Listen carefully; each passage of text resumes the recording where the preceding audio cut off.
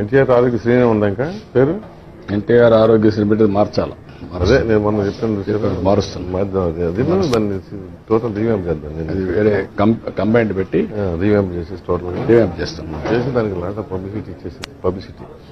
Publicity ఇచ్చేయాలి బాగా.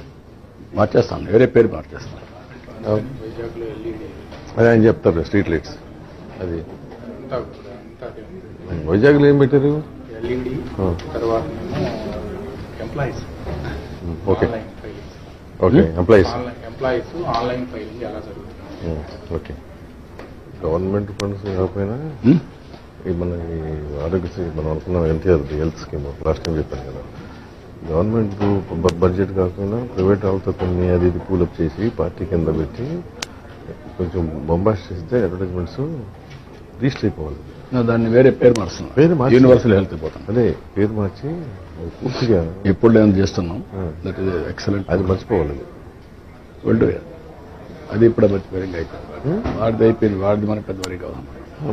వాడి గురించి ఏంటంటే మనం అందరినీ క్యారీ చేయడం తప్ప డిఫరెంట్ ఇష్యూ అంతే. అదే ముఖ్యం.